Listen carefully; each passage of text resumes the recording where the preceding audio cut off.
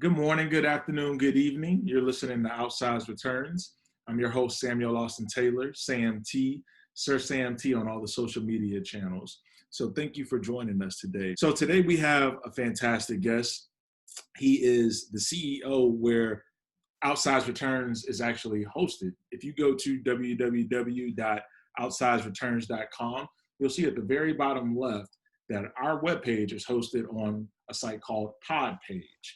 And what Podpage allows you to do is to make a podcast website instantly and very easily. And so today we have Brenden Mulligan. Did I say your name right, Brenden? Brenden. Brenden, my apologies, man. No worries. We have Brenden Mulligan on the podcast today, and he's going to explain to us, the story about Podpage in detail. How podcasting has really grown into this big, gargantuan kind of media component, and where he kind of sees some things taking off from here. So, welcome to the show today, Brenden. Yeah, thanks so much for having me. I should have known that as well too. It is something that has happened my entire life, so you're not the first person to do it. Tell us how you came up with Podpage. Is this something that has been kind of a pet project, or is it something that you've been kind of tinkering with for a while? I'd say it's a pet project that follows a theme of a lot of other things that I've built. So 15 years ago, I started in the music industry and was a sort of record executive and artist manager.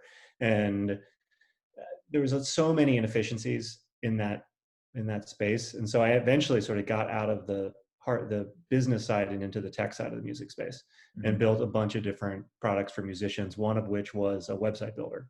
And the reason that it was important for them is the same reason it was important for podcasters, because you, as a creative person who's creating content, you want to have some control of your relationship with the people that are consuming your content.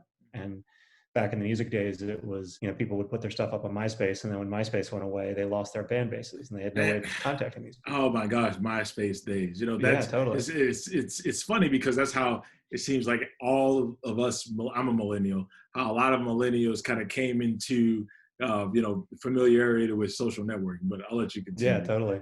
Well, and people started doing the same thing again, because they were like, Myspace is dying in this area. Well, let's move over to Facebook or Twitter or Pure Volume. Or there's a bunch of other ones back then. Yeah. And the reason they weren't building their own sites or connecting directly was just because it was hard, especially in 10 years ago. So I helped with a very kind of similar ethos product where it was musicians had all their content all across the web. They basically hooked all of their different social networks together, and it generated a website that stayed up to date. And so is this through JavaScript or SQL? No, it was built on a similar stack as Podpage. It was a full, but it was using sort of the APIs and the data from Twitter and from Facebook and from all these different places. Okay. And so, so it allowed the musicians to have a web presence that would rank when people would search them on Google. It would give them a place to send people to give them their email address, but they didn't have to do any work to keep that place up to date. Mm-hmm. Anyway, so that was music. That was a while ago. Actually did a similar thing for app developers, but it wasn't until I saw sort of what was going on in podcasting. I thought the opportunity was really interesting, because one of the nice things about podcasting is that everything is open source, essentially. Everything goes into the feed, and the feed has so much information. And so you asked if this was like a tinkering or pet project. It started off that way because it was like, oh, this is kind of fun. Like, what could I do without even interacting with the podcaster themselves to create like what looks to be a professional website? And so that led me down this path. And I started noticing a lot of podcasters, they typically, especially at the beginning, don't have their own web presence. And so when you search for them on Google, you end up on Apple's website or Spotify's website. And it's the same problem over and over again, right? If Apple ranks you high for this show, and then one day changes the algorithm and you're not ranked high for the show, well, you have no control over that. But if you've been sending people to your website, if you have a mailing list, then you can always reach out to those people who are listening. So, so that was kind of like, that's the area that I wanted to explore with it. Awesome.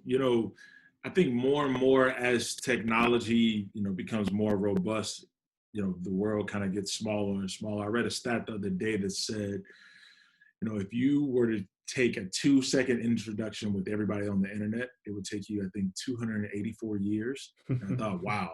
So the reason I kind of frame it that way is that, podcasting is just one iteration in the medium for people to kind of engage with their audiences. So it makes sense to have a singular web presence where you kind of control the domain, you control the audience, and you can engage and tell people that you're dropping an episode, at this point in time, or, we're having a meetup, here, and nobody else has control besides you or the artist or the business as well, too. So that makes perfect sense. What do you, I'm curious. Also, well, you were just talking about like telling people that you released a new episode. I mean, that's another thing that if you have your own mailing list and you have your listeners on there, or at least a bunch of them, that you're super fans, when you release a new episode, you can send them an email and they generally will get that email. They've given you the correct email address. The only other solution is to hope that they've turned on notifications on Apple Podcasts or Google Podcasts or wherever they get the podcasts. And so you lose total control over that alert. So your fans might not even know you have a new episode because they might not have notifications turned on, or they might have gotten a lot of notifications that day, or they're in a meeting. And so, just having these places where you can have a direct connection just gives you a better sense of what your audience actually looks like and how engaged they are. Yeah, absolutely. And especially, now in 2020, the average attention span of, any listener is about 8 seconds. So, being able to go on your own time to, all the subscriptions that, you subscribe to, whether it's newsletters or podcasts, and, you kind of, again, have control of your time with whatever podcast you actually want to listen to, is definitely something that's super important. What I was going to ask you is, tell me what you think about Joe Rogan's deal that he signed with Spotify. I'm just curious of your take, because I know people see, just like with any, big form of success, people see the end result and not, the Joe Rogan experience 1 through 1,000. The end result gets magnified, not the reps and episodes that he's consistently delivered, over a decade. So I know I still haven't seen any numbers that Spotify has released, but speculation says that it's over probably $200 million. And if you go to look at Spotify's market cap, they made that money up in a day. So if it was 200 million, it's peanuts to them, based on their share price. So I think there's a couple ways to look at it. I think there's the question, could he have made more money in a different way, right? Whether that's selling ads on the show or creating doing premium content. I know there's a big rally cry for, premium podcasts, and charge people to listen and give them a little taste of whatever the podcast is through Apple, but then have a private feed. I think all of those revenue sources are great for different people. They all require the creator to put in different types of work and have different size teams and also. So like, could he have made more money somewhere else? I think that was a popular blog post around that he got ripped off. Like, my guess is that, like you said, he's been doing this for 10 years. He's been doing a lot more than podcasting for 10 years. Right. I have a feeling that he's a pretty smart person who, looked at the numbers and decided that this was a really good deal for him for whatever his goals were, right? Like, maybe this means that he doesn't have to do an episode every single day, or who knows what all the trade-offs were. It's guaranteed money. Like, there's nothing, he'll probably just get, as long as he keeps performing, that money will probably go up over time, right?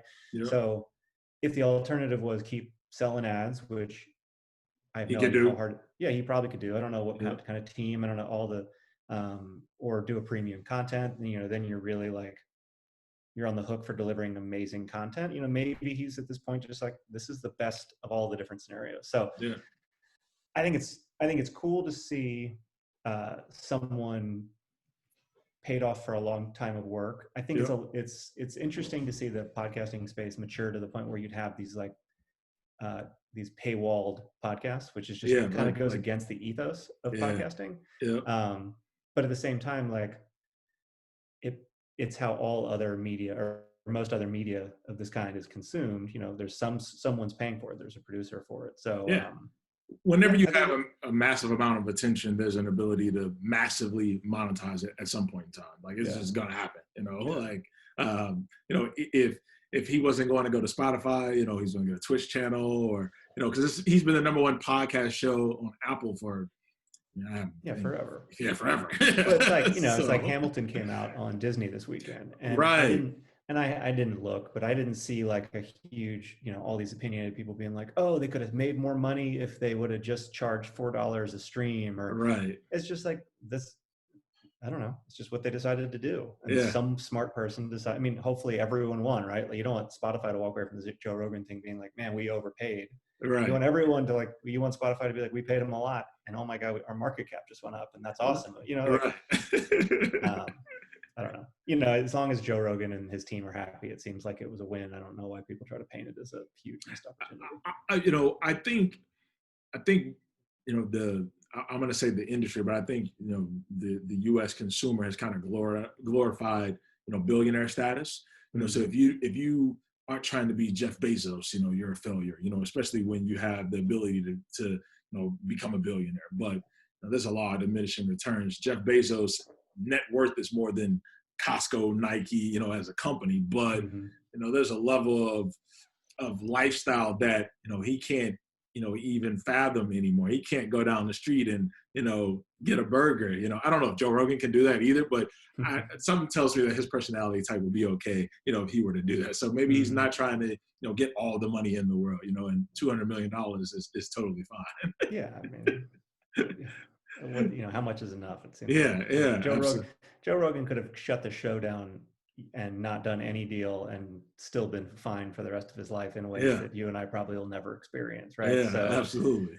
I think it's, I just think it's always interesting. And when we were going through an acquisition of a company, it's not just, what gets reported or what people care about is what's the dollar figure. Yeah. But that's like one of 100 different considerations. Right. And it's not at all the main consideration. And Right. I know a lot when you're raising money from venture capitalists, I know a lot of people would say like, oh, I didn't raise it the highest valuation that I could have. I raised it like from the best people, or I raised it from, I wanted 100 different investors for little bits amounts of money, or I just wanted 2 investors, right? Like there's so many different things you take into account, but everyone usually focuses on like the number. Yeah, absolutely. So that's my guess, is that like, yes, maybe there was more or less money in a different deal for Joe, but there was also everything else was different, right? Like Spotify gave him the best deal. Might not have given him the most money, but clearly they gave him the best deal.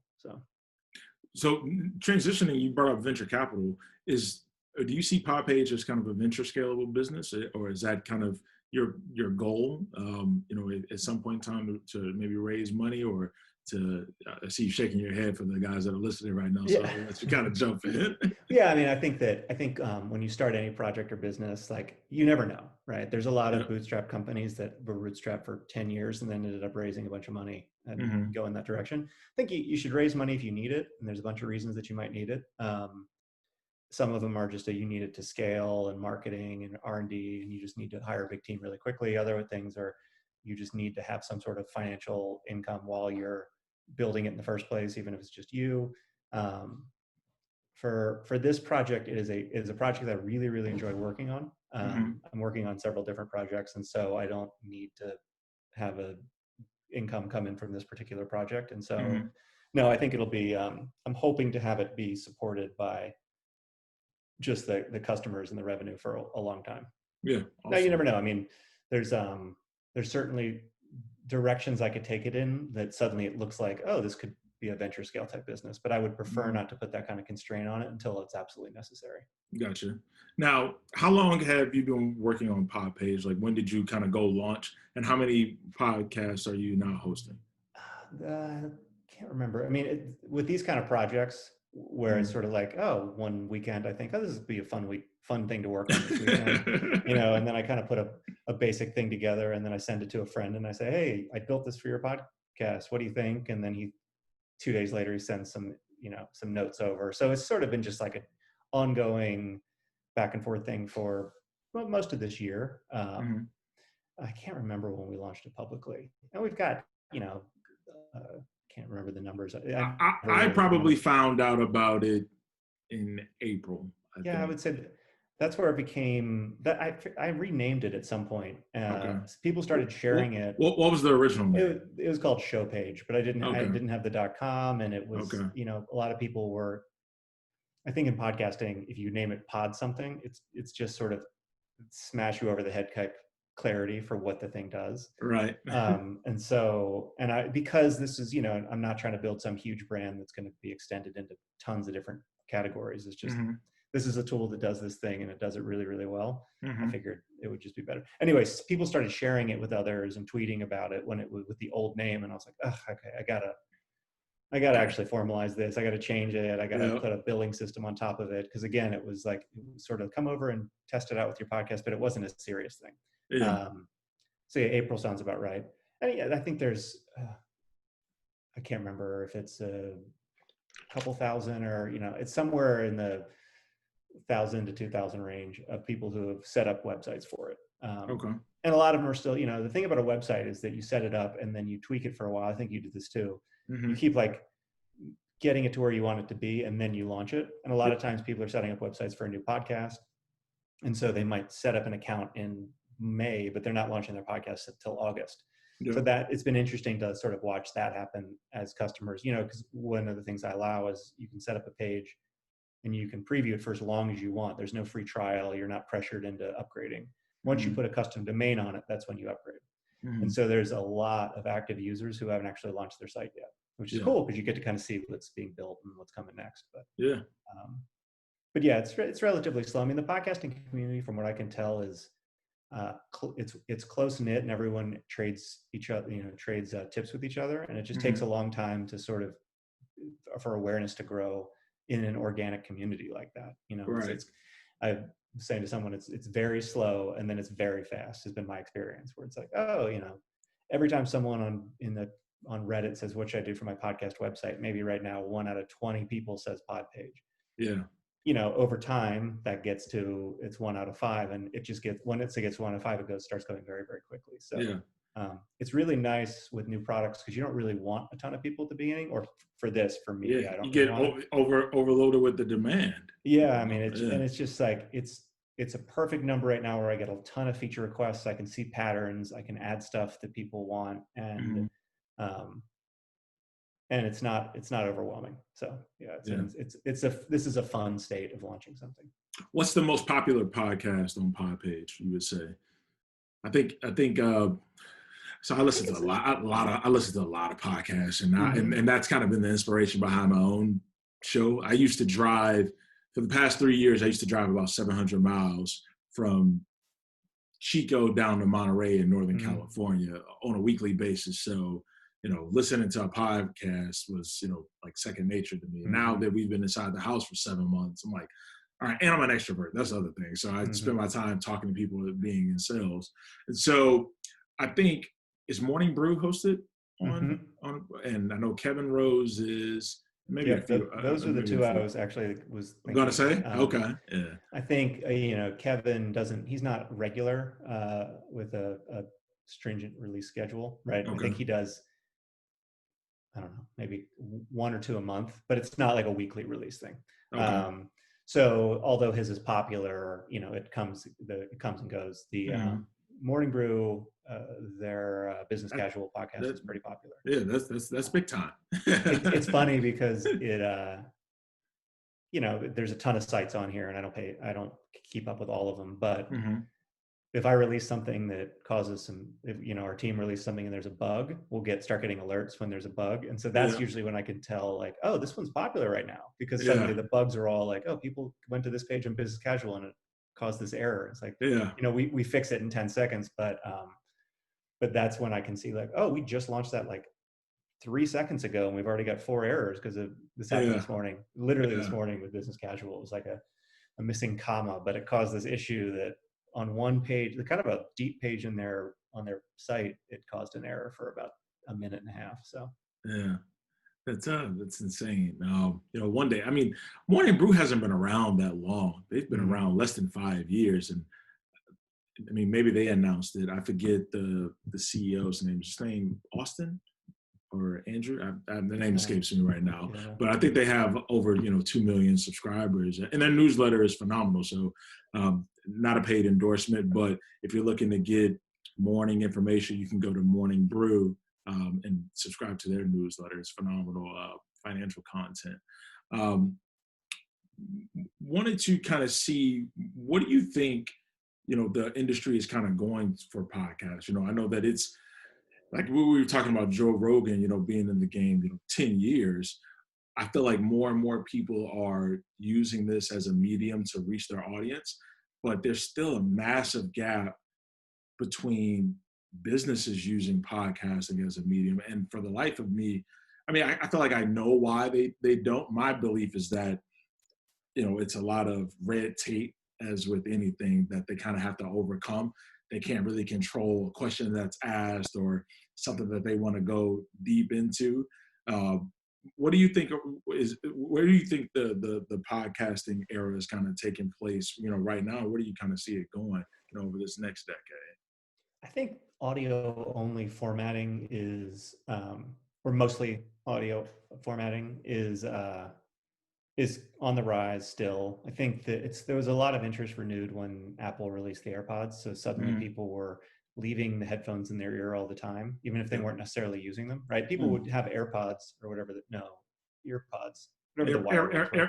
AirPods. Yeah. Well, the ones with the wires. Oh, yeah. Free AirPods, you'd throw those in if you're going on a run or if you were listening to music. I Right. don't know if a lot of people talked on the phone on those, but anyway, and then it was those and it was Bluetooth headsets, which most people would be like, I would never be caught dead with a Bluetooth headset on. Right. Yeah. But Apple makes them white and makes them look a little bit better, and everyone's fine to put them in both ears. Yeah. And so I think that brought this whole new wave of, oh, what if if you could always get into someone's ear because they always had one of these things in, what new experiences could we build? And I think podcasting has been the thing that's benefited the most. You see some startups right now that are like Clubhouse is one that got really popular recently, Mhm. where it's essentially just listening to live podcasts Yeah. it's a horrible description, but It's you accurate.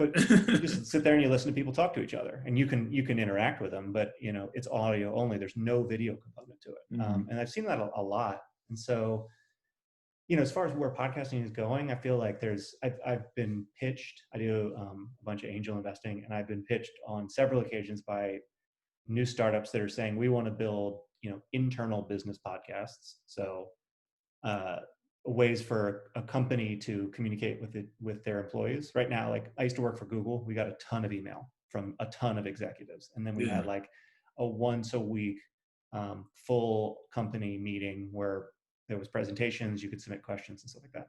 Mm. There's this kind of like, well, and then we had a ton of meetings with our teams and one-on-ones and on. Yeah. So there's just some people who are like, oh, why can't we take some of those meetings and just make it more of an asynchronous audio check-in as opposed to Yeah. Slack where you have to kind of write a whole report. Right. You could just so I'm hearing there's a few companies with a few really interesting angles on it. I don't know how big those businesses can be, Mhm. but just the thought of like, this should be a format that isn't just one to many. Yeah. it, I think there's something interesting there. I think no I one's really cracked monetization yet for the long tail. So like, besides advertising, essentially. yeah, but even if you break advertising down a little bit, you've got sponsorships. So Right. Joe Rogan saying, "Hey, today's sponsored by da da da," right? Yeah. And that's like you have to line those up. I think it's called like ad insertion, or I forget what. There's agencies that help you with actually finding those, and then that is part of the recording for the lifetime of the recording, right? And Mm. really, really popular YouTube people do this also, where they'll partner with a brand and actually do a readout of the sponsor in the actual YouTube video. Mhm. That's what most podcasters have been doing up to this point. If you can get the sponsors, if you have the audience, I think it's becoming a little more common now. A recent acquisition that was around this too, where it's like, why can't you do podcast advertising like you have YouTube advertising? You go to watch a video and the ad that you see is totally different than the ad that I see. Yeah. Like, And hey, it's before you listen to Outsized Returns, we got to tell you about this, energy drink. Yeah. yeah. Yeah. Yeah, so these like I think it's dynamic ad insertion. I think that's really interesting. I think we're probably really far away from seeing it be a great user experience, but I think it Mhm. like, for you to be able to say at some point during this interview, all right, well, we're going to take a quick break. We'll be right back. Yeah. And then in your post, you tag, this is where you can put an ad. This is And this then, is where Brenden gives me all of the advice that I can use to monetize Outsized Returns. So we're listening. I have my pen and paper handy as well too. well, I think that like you think about it. So let's say it's clear that your audience is people who care about finances and, bettering themselves, right? Mhm. That's somewhat targeted. I mean, they're not people who care about cooking, right? So you have like, you Right. can at least, and so you could insert a bunch of ads in that space that would appeal to that type of person, even if the person, they don't actually know who the person is, right? You and I would hear the same exact ad, but because podcasting is, the files sit on a server and uh, all the players just pull the same file, you can just keep swapping that file out with different ads in it. So anyway, I just think there's a lot to explore there. I think it'll take a while for people to get that right. I wouldn't be surprised to see like a Spotify do, because they're the only company, the huge company that and Sirius, who've really put time and effort into it. But like, you think like there are a lot of people who make a little bit of money from their YouTube channel without tons of traffic because there's a bunch of ads on it. And it's just I think that there's not that for podcasting yet, right? Like Yeah. it's a labor of love for people for a really, really long time. Right. Until you get ginormous, then, Yeah. you can add, just about anybody. But the guy that has, let's call it 10,000. I mean, and that's probably a good segue. Where I would think, success is, different in the eye of the beholder, I guess.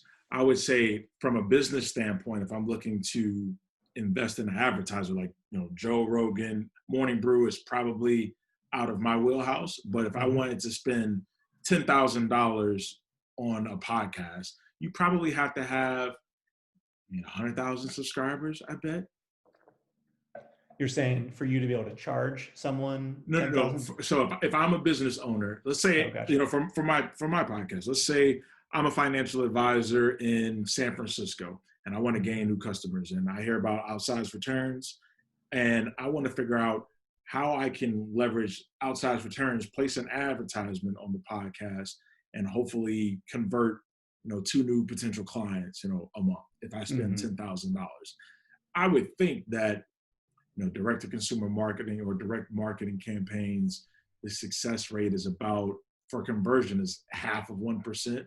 I mean, it may be higher than 100,000 subscribers then, Yeah, totally. So that's just kind of how that math breaks down. To your point about Google and all the meetings, when I used to work at Invesco, one of the things that they would do is, Marty Flanagan was the CEO, and he would leave a voicemail on our sales, on our phones in the sales team. And it would just be a voicemail that, the next day after the quarter ended, you could listen to on your headset. Maybe it was 5 minutes, maybe it was 10 minutes, but just talked about, the past quarter and where things are going in the next quarter. And I think that, internally, that's something that more companies could do. But it seems like there's a lot of white space for some of these businesses, especially during the COVID environment, to get on Instagram Live or to start a podcast to just gain attention. Because that's all it is. I mean, this medium allows people to, get eyeballs on them if you're delivering valuable content. And there's only, you entertain people, educate them, motivate them, inspire them. It's really about it for the most part. You fall into one of those categories. And I think that there's a lot of people that aren't doing any of those things that have a business that should be using it. And I think a lot of people are struggling with how to incorporate a podcast into their business a lot of times, Yeah, and I think that, it's got to be something that makes sense for the business to actually spend time on. Because as I can't remember if you said this at the beginning of the interview or right before we started recording, but it takes a lot of work to produce an episode and publish it. Yeah. And so I think that, it's not just hey, I want to do a podcast. I know a lot of people, including myself a couple of years ago, I was like, I want to do a podcast. That'd be fun. And then I talked to someone who had one, and he was like, here's all the stuff you have to do. Here's how long it takes usually to edit the episodes. You probably get an editor. You should probably do it. I was like, oh God, this is just, I wanted to do it because I was fortunate enough to be meeting a ton of interesting people. And was like, I want to record these and put them on a podcast. And realized I was like, oh, I'll keep meeting people and not recording it because it's a lot easier. But yeah, I mean, I think that, so for businesses wanting to use it, it's like any other expense or any other marketing initiative. They've got to make sure it's worth it. And I think there's probably some that, I would imagine if I was like a surf company, and I had a podcast where I was constantly talking to best surfers and just talking about the industry and talking about gear, like it would fit really well. But I don't know, there's a lot of businesses that wouldn't necessarily benefit from having a podcast. So what do you think would be the best businesses to, like, I'm thinking from the standpoint of what businesses are hurting the most that need more attention because nobody's traveling? People are sheltering in place right now. Let's say this lasts another 6 months. What businesses do you think could benefit the most from a podcast? Well, your first question started with which are the ones that are hurting the most. Okay, And that's fine. well, but I actually think that that's the hard part, is I think the ones that benefit the most are like, Are the ones that aren't hurting the most? not even, not necessarily. I mean, when I think of the hurting the most, I think of restaurants. I think of, we Yeah. live in this area, so a Mm-hmm. lot of salons are still closed. And these are jobs where they're trading hours for dollars. And if they're not putting the hours in, they can't get the dollars. And so Right. restaurants luckily can do takeout and stuff. And they're Mm-hmm. starting to open up a little bit more. But it's not going to be helpful for a restaurant to have a podcast. Yeah. For the most part. For someone who cuts hair or colors hair to have a podcast, they could maybe do a video podcast where they're teaching like that. They're better off building a course around how do you do your own hair at home during COVID, right? Yeah. But the ones that I think could really benefit are potentially people like you, who is like, all right, I have, your job is as a financial advisor. In my mind, is you're an expert and you're going to help me because I'm not an expert. Mm-hmm. And so if you have one of those types of jobs and you're like, then podcasting just makes sense, because you're like, oh, what I'm going to do is I'm going to talk about what my expertise is, Right. share it with everyone. Anyone who thinks that, they need this kind of help will listen to it. They get it for free, but really they're just learning how smart you are. And then they're like, well, this is still confusing. I don't want to do it, but this person seems to know what he's talking about. Yeah. So I feel like that kind of like those knowledge-based businesses can help really, podcasts are great for it. And I think the nice thing about the current environment is, I don't know if you ever drove into an office, but a lot of people have, like 2 hours of their day that they literally didn't have before because they were commuting or having to deal with, some other way of getting to work. And so if 2 extra hours is enough to record an episode and then spend an hour each day, editing that week's episode. So I don't know. I think that it does open up some opportunity for that. Yeah. It's fun though. And, I get joy out of just having these kind of conversations with, honestly, anybody. And I've kind of always been this way. But if we could talk about investing, like I'm something I've always been passionate about, or business, like we could talk all day, for the most part. I think trying to deliver the conversation that's valuable for the audience is something that, takes a little bit of skill. I'll just call it, I'll just say it that way. It takes a little bit of skill, because anybody can, just spew a bunch of random facts, but how can I engage where the audience actually learns something, or, has some nice takeaways from our conversation? And that's kind of what I've, the backstory behind Outsized Returns is to kind of document, I keep going back to Joe Rogan because he's put in a decade, but document that process, for 2030, when I've had 500 episodes, hopefully, when nobody can say, they listened to Outsized Return in episode 30 and Sam quit, or it kind of fell to the wayside, but it was consistently good information, and that's how you grow an audience over a 10-year time period. Yeah. Whereas in Joe's case, sometimes it's educational and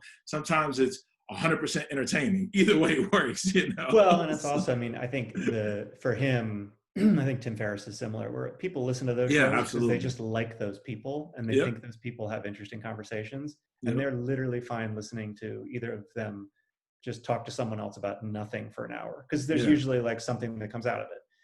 I'm not listening to Joe Rogan or Tim Ferriss to become an expert in one thing. I'm just sort of interested in them as people. Where I think, so I thought about doing one of the podcasts I was going to be thinking about doing was about product management, because there are some, but product management is this weird art. Were you a project manager at Google? Product manager. Product manager, okay. Yeah, and it's like it's a discipline that is not taught in any college. I think there might be a couple colleges that have added product management as a degree you can get, but it's a very important position to all of the top tech companies.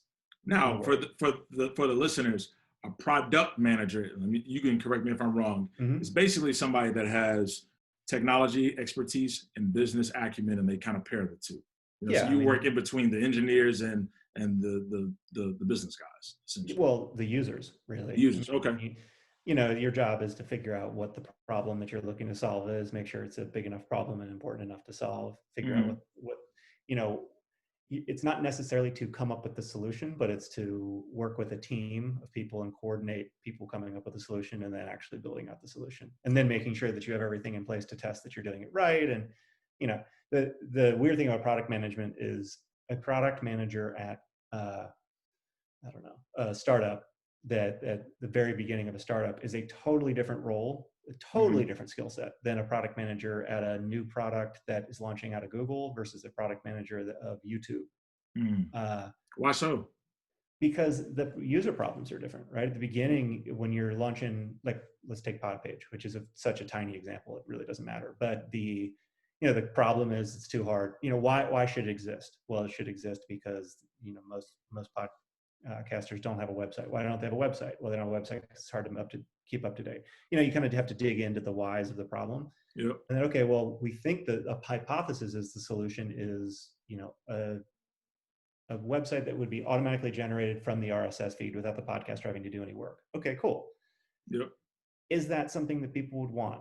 And is it easier to build a prototype, or is it easier to do some surveys, or is it easier to get a designer to do mock-ups, right? You have to figure out like how to bring it to life. And then once you figure out what the solution is, then you have to build a team to bring it to market.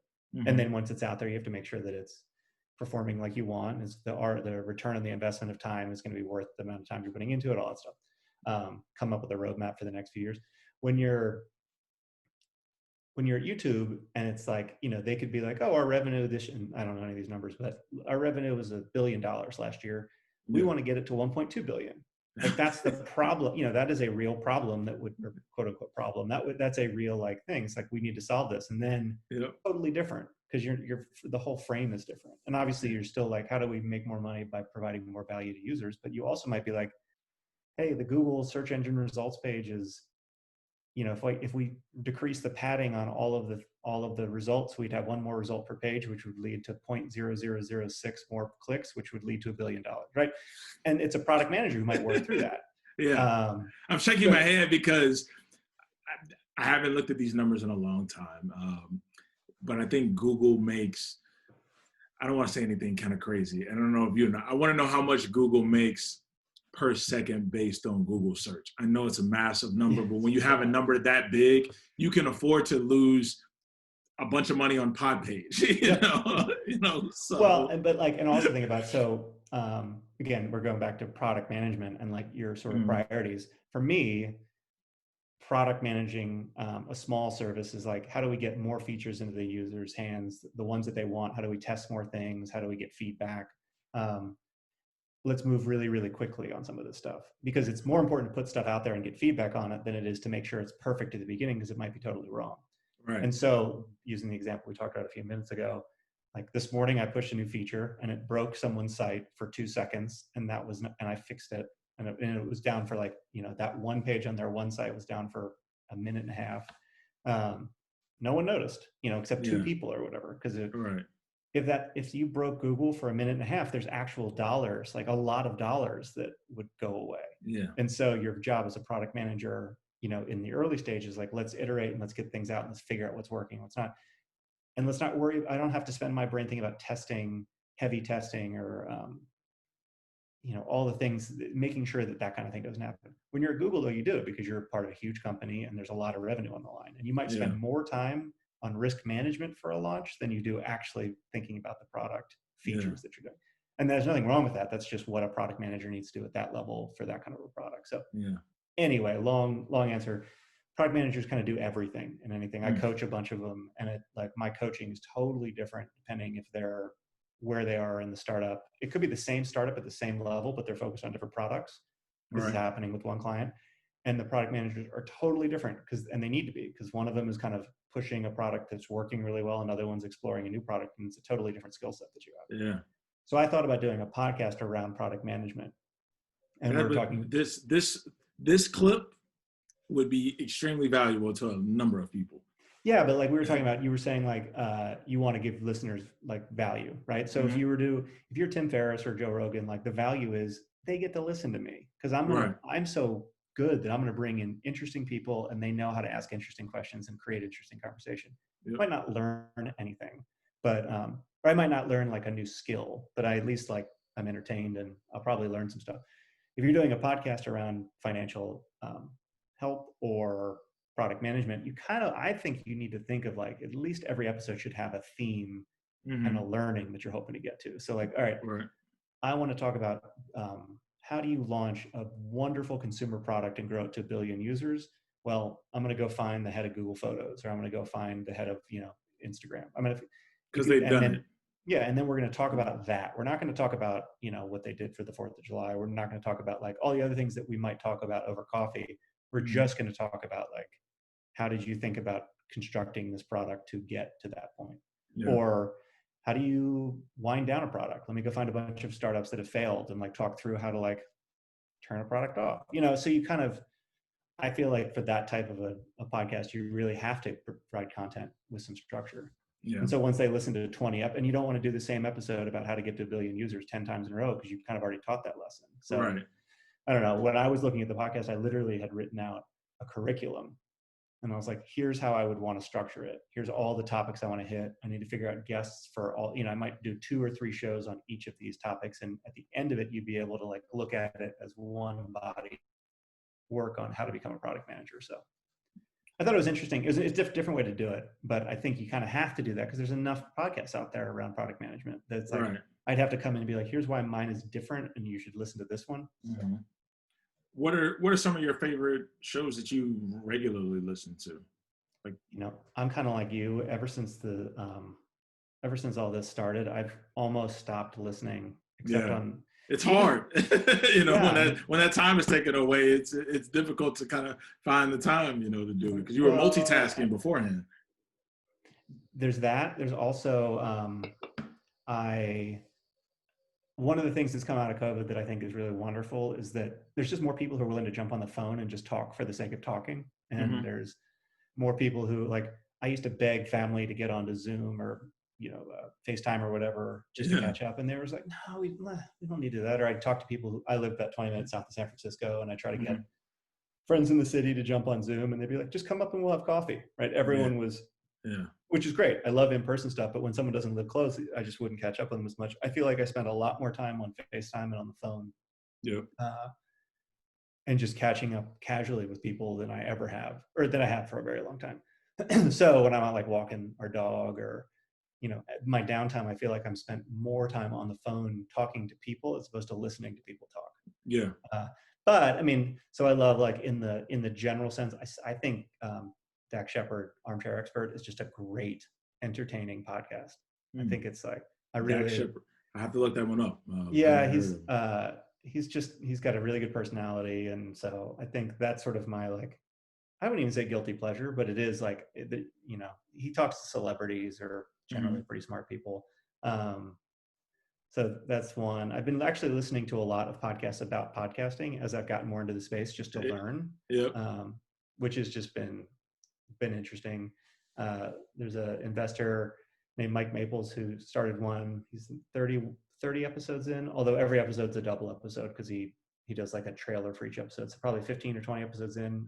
He's one called Starting Greatness, which I think is I think it's a fresh take on similar content that has been put out there. But he's also someone, like, every episode has the title of, here's the theme that we talk about in this episode. And so I don't know.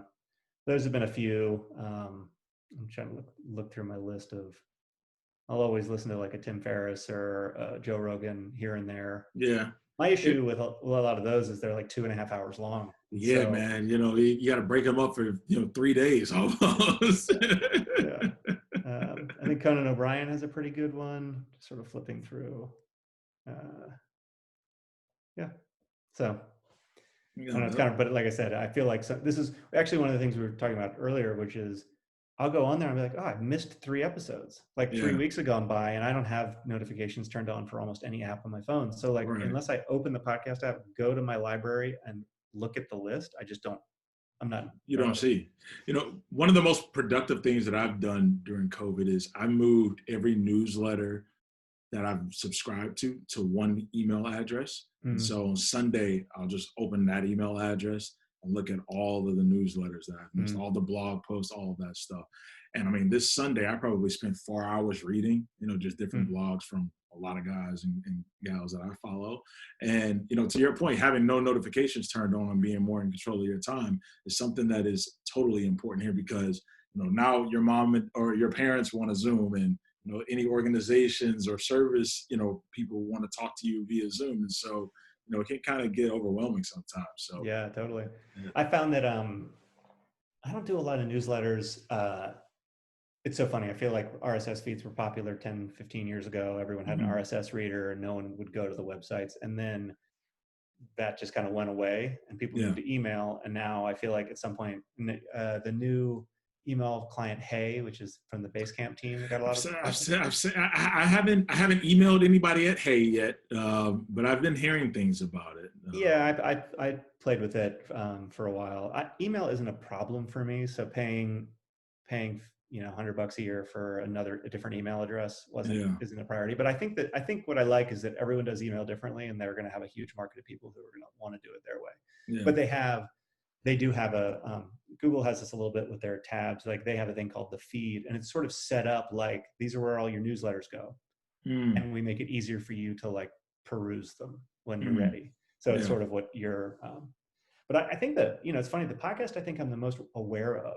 This is kind of a stupid thing that I don't listen to as much is Peter Attia, who's a phenomenal doctor down in San Diego. He's just sort of a very forward-thinking medical practitioner, and he does a ton of research. And so he has a podcast. He has one of these premium feed podcasts. Okay. And it's like on Patreon or something?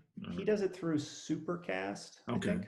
Not being into podcasting now, there's so many platforms. Yeah, I agree. I mean, I'm trying to integrate a lot of them into Podpage. Like when you go to Podpage and you click integrations, you'll see I support a ton of these different companies. It's and every time I think like, cool, I've got all of them or most of them. There's like 5 more that I just integrated Supercast and Patreon. But Supercast is very similar. You pay X amount of dollars per month and you get access to a private RSS feed. But I don't believe I subscribe to Peter's right now, but I did sign up for his mailing list. And so every time he releases an episode, I get an email. And so I'm more aware of him releasing episodes than anyone I just mentioned because I have that notification come in through another channel. And the cool thing is he sort of starts, it's not just like, hey, I released an episode, click here to listen to it. It's always like, this is what the new episode is about. Here's why I did it. It's like, and I learned a ton about what the episode is going to be about. And then, so I don't know, the full disclosure, I've been tinkering with some ideas for sort of an alerting service with Podpage where it's sort of, you can get people to sign up for your newsletter and automatically tell them when a new episode's out without having to do anything. And so there's just something there that I think is interesting.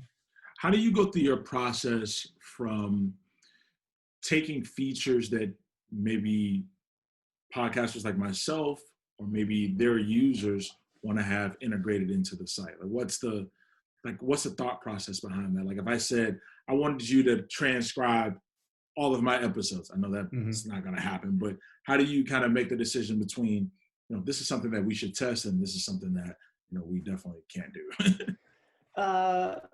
There's a couple different layers and it's nuanced. I think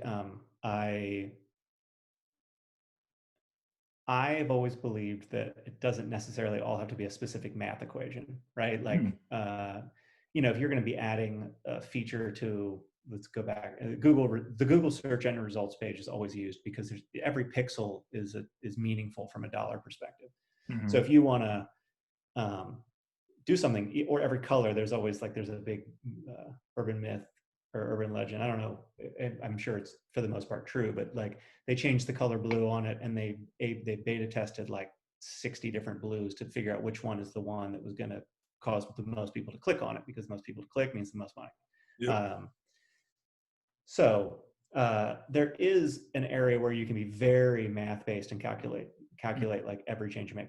At the beginning stage, I think you really have to go with your product gut and your instinct. And so I usually balance, obviously, have I heard this request before? And if the answer is, yeah, a ton of users have asked for it, then it just strengthens okay, we should probably look into this. I look at how hard it would be. So something for transcription is a great example. A couple people I'd say a handful of people have asked for that, which isn't very many, but it should exist. Of course, if it'd be better if your page could automatically have a transcribed episode on it. It's better for you. It's better for Google because it can read your page and know more about what your thing's about. It's Yeah. better for people who are hard of hearing, so they can actually read your episode. Like, there's a million reasons why that's good. Yeah. And so I would look into that. And, you know, there's certain services that will do that for you. They tend to be pretty expensive. Mm-hmm. So then it's like, okay, well, I couldn't offer this for free. It would have to be an additional fee for people who wanted it. Okay, maybe they still want. And then you kind of look into the quality and you find that, like, you'll have to edit this episode after we're done to cut out all the crap that I said that's not important. Yeah. And then when you do a transcription, it very rarely is it like, oh, that looks great, I'll just publish it. It's not accurate. So even if I could do really well, like, you would still have to do it. So anyway, so I just kind of work through that. And I'm like, oh, what does a good solution to that problem look like? Like, ultimately, like, does Podpage providing the transcription, is that valuable at all? Right. And for that particular one, it's like, no, it's really not. Like, it's easier for me just to have a link to be like, go talk to this company who specializes in this, get a transcription. I'll give you a box to paste it, which I do. And then it shows up on your website. Yeah. But, you know, at the same time, someone else the other day was like, hey, I have a media player through this hosting service I hadn't heard of, or they host their podcast through a service I hadn't heard of. Mm-hmm. And they were like, hey, so quick background, when you create a page, I will import all of your content, and then you can play all the episodes on your website. Now, I haven't created my own media player because I just really try not to reinvent the wheel. So, like, if you're a Simplecast, if you have your stuff on Simplecast on your website, I try to support the Simplecast player. Or if it's on Anchor, I try to support. So I don't forget, who do you host through? Anchor. So like 3 days ago, I added the Anchor media player. So now when you go to your website, you'll see the Anchor media player, not the just standard HTML audio player. Okay. So anyway, someone had a new, I forget, I think it was Megaphone, and I hadn't ever looked into that. And so they asked me, and I just sort of had 20 minutes, and I was like, well, let me dig into this and see how hard this would be. And I kind of did, and I realized, oh, this is relatively straightforward. So I was able to, like, put that on our roadmap really quickly.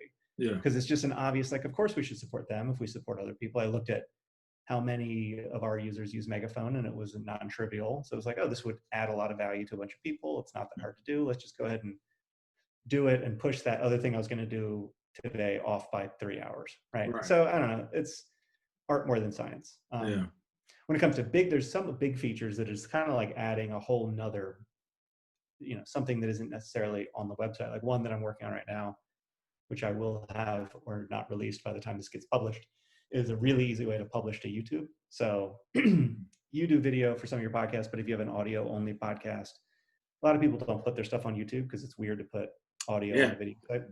Yeah, you must be reading my mind. Like my last guest, really phenomenal episode, but I have my camera, and I think because he works in corporate America, there's probably a lot of red tape.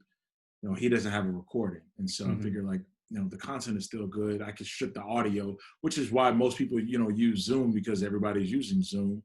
You know, that's something that, you know, we could do, but like, how do I work with YouTube? And I like the video format, you know, because I can repurpose it later on. Yeah. You know, so yeah. Well, I mean, there's hosting providers that automatically will sync your stuff to YouTube. I have no affiliation with any of them, but I believe that Podbean and Spreaker both do it. And Red Circle, I think, is a new one that does it. Anyway, at least with Spreaker, what I'm remembering is, like, your video ends up being a huge Spreaker logo, right? And so anyway, the reason you want to put stuff on YouTube is because it's the second biggest search engine in the world. People are searching for financial advice there, and you have a popular, you know, it doesn't cost you any more to put it there. And even if you put it there and don't do any work, maybe 10 more listeners of episode will hear it. And why, you know, it's like, why not? Yeah. So I'm working on this sort of why not solution of, like, just turn this button and it'll just automatically happen for you without having to do anything. And if you want to be involved, you can come in and make tweaks and you can make changes. But if you don't do anything, it'll just publish to your channel automatically. And again, this isn't super innovative. There's companies that do this, but that one has been a bigger task. question mark. Yeah, and I will see. I mean, we're trying so the way that we're developing that is, what's the minimum that we can do to show you, the podcaster, how this works and get it actually working for you. So it's not going to have, like, 100 different design templates at the beginning. It's not going to have the wave form or whatever, the like a little animation on the video. It's just literally going to be a static image with your with your audio playing. Most Mm-hmm. people aren't going to sit there and look at YouTube and watch waveform go, right? Like that's just not the way people are going to consume it. So it kind of doesn't matter. Anyway, so at first we were going to release that. If people like it, we'll continue to sort of add more features to it. And so, you know, thinking about like, okay, is this something we can build? Do we need a whole new set of do we need a lot more knowledge than we have already to be able to make this work? Not really. We're already pulling in the episodes. We have the audio feed. We have some artwork. We have like, all we really need to do is wire up the send it to YouTube piece of it. And so it's like, yeah, that's worth it. That's an experiment worth doing because it's not going to take months to do that. It's going to take a week. So yeah. Anyway. Well, since we're running up on the hour, thank you so much for your time. I look to see all the future iterations that Podpage has and offers. Not only podcasters but also listeners as well too. Where can people find you, either on social media or email address? I'll kind of give you a few seconds to kind of close it out. Easiest place for me is Twitter. My username is just Mulligan. Mulligan. So how'd you get that? Well, I think I joined Twitter 12 years ago or whatever. It's been on there for a long time. Actually, it wasn't my original username, but I was thinking about this the other day because I remember specifically that both on Instagram and Twitter, I didn't originally have Mulligan. Yeah.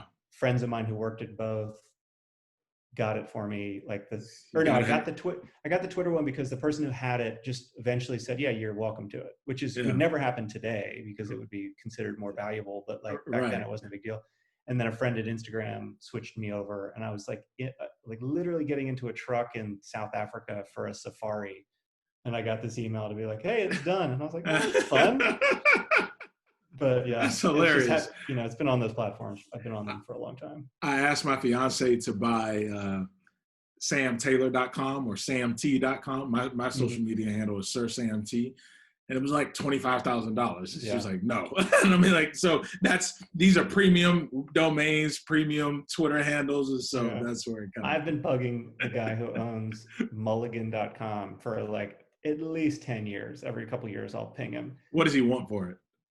Well, he's nothing, and that's the worst kind of person. Yeah, he's not going to sell it. They just like it. He doesn't even, the website just isn't. Well, last time I looked, it goes every once in a while, like turns into something that looks like a different park site because he moves the domain, and I'm always like, oh my god, it might be available. It never is.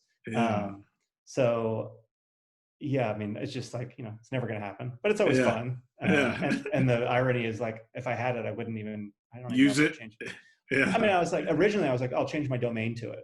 Or my email address, but I'm like, I'm fine. Like I said earlier, like email isn't a big deal to me, so I don't need like switching any. I used to have email addresses for every project. I had like my iPhone would have every account, and I could keep things separate because I was so important, and it was such a pain in the ass. And so now every email address just goes to my Gmail, and I just reply with my personal account. It just hasn't ever been a huge deal for me. So, anyway. Makes sense.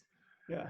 Well, Brenden, thank you so much for your time, and thank you all for listening to Outsized Returns. Take care. Thanks for having me.